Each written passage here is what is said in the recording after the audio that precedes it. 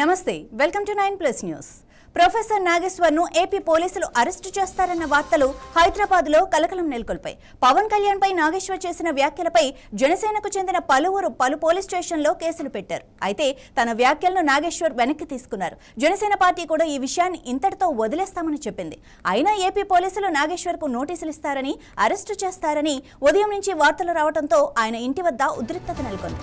తెలంగాణ పోలీసులు కూడా ఆయన ఇంటికి వచ్చి వెళ్లిపోయారు. ఆ తర్వాత నాగేశ్వర్ డీజీపీ సివి ఆనంద్ను కలిశారు. తనకు రక్షణ కల్పించాలని కోరారు. ఏపీ పోలీసుల నుంచి తనకు ఎలాంటి నోటీసు రాలేదన్నారు. మరోవైపు నాగేశ్వర్ను అరెస్టు చేస్తే పెద్ద ఎత్తున ఆందోళనలు నిర్వహిస్తామని టీఆర్ఎస్ అధ్యక్షురాలు కవిత, వామపక్ష పార్టీలు, ప్రజా సంఘాలు హెచ్చరిస్తున్నాయి.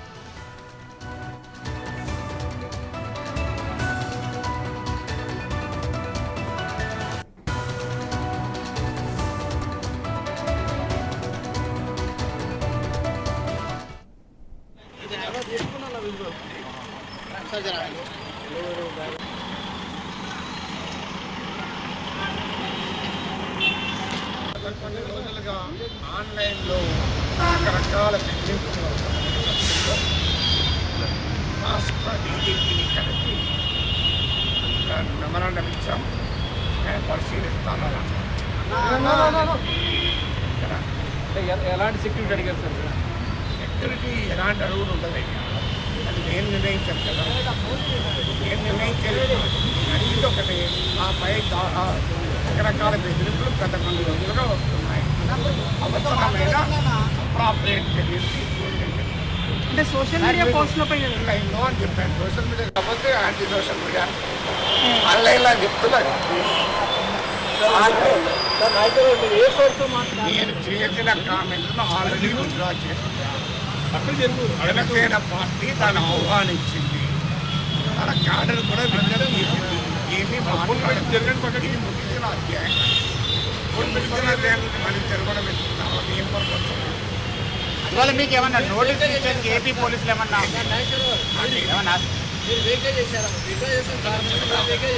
అంటే విడుదల ఉపసంహరించిన రాజకీయాల పైన నేను సార్ ఏపీ పోలీసులు నోటీసులు ఇచ్చారా లేదు?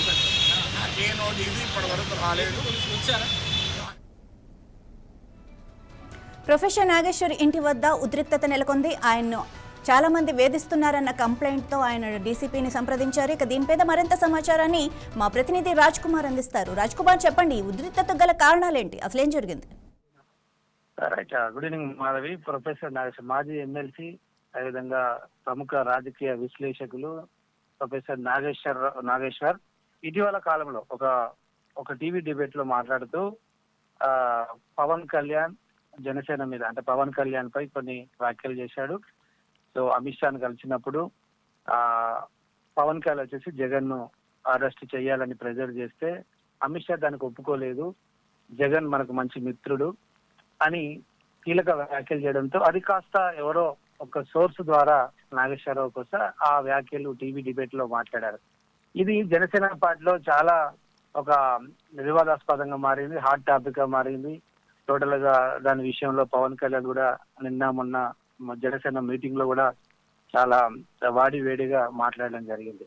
సో దీంతో అదంతా అయిపోయింది కదా. ఈయన కూడా తన మాటల్ని వెనక్కి తీసుకుంటున్నానన్నారు. అండ్ జనసేన పార్టీ కూడా మేము ఈ వివాదాన్ని ఇక్కడతో వదిలేస్తున్నాము అని కూడా స్టేట్మెంట్ ఇచ్చింది. సో మళ్ళీ ఇది రాజుకోవడానికి గల రీజన్స్ ఏంటి? ఎందుకు ఇంత ఉద్రిక్తత నెలకొంది? నేను విత్డ్రా చేసుకుంటున్నా, రాంగ్ సోర్స్ నుంచి నేను ఇచ్చాను అన్నారు. వాళ్ళు కూడా ఓకే మేము లీవ్ ఇట్ వదిలిపెడుతున్నాం అన్నారు. కానీ చివరిలో మళ్ళీ దీనికి కొంత రాజకీయ రంగు పులిమినట్టుగా మనకు కనబడుతుంది. నిన్న పవన్ కళ్యాణ్ మాట్లాడినప్పుడు ఇలాంటి మాటలకు ఊరుకునేది లేదు, గతంలో ఊరుకున్నాం కానీ ఈసారి ఖచ్చితంగా ఎదుర్కోవాల్సిందే అనడంతో కాస్త మళ్ళీ ఏదో ఒక హాట్ టాపిక్ గా మారింది. వాస్తవానికి ఒక పొద్దు నుంచి ఒక వార్త వస్తుంది. ఏపీ నుంచి పోలీసులు వచ్చి నాగేశ్వరరావును అరెస్ట్ చేస్తారు, ప్రొఫెసర్ని అరెస్ట్ చేస్తారు, లేదా నోటీసులు ఇస్తారనే ఒక వార్తలతో అతని ఇంటి దగ్గర పోలీసులు కూడా భద్రత ఏర్పాటు చేశారు. వాస్తవానికి అధికారికంగా ఎలాంటి సమాచారం లేదు.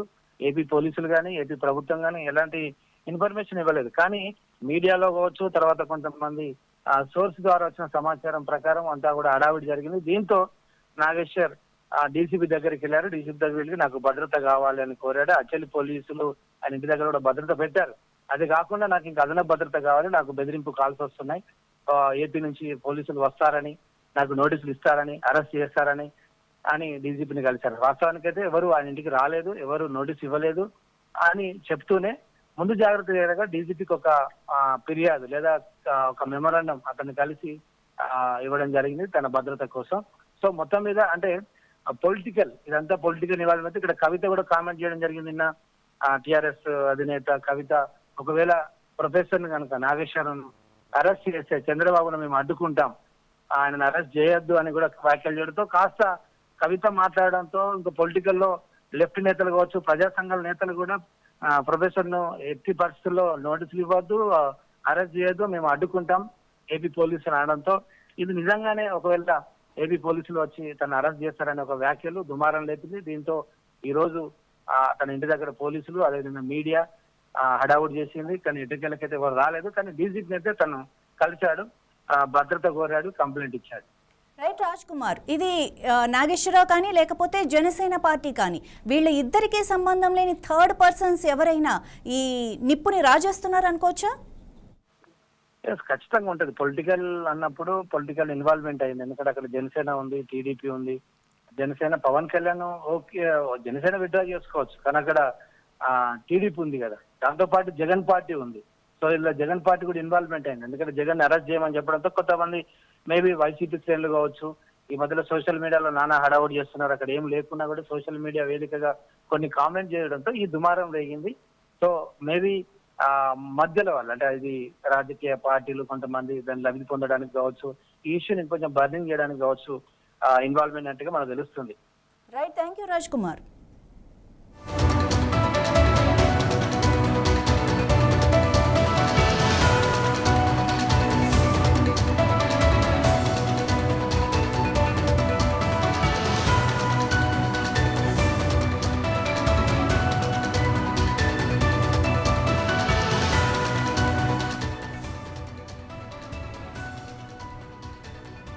హైదరాబాద్ తాగునీటి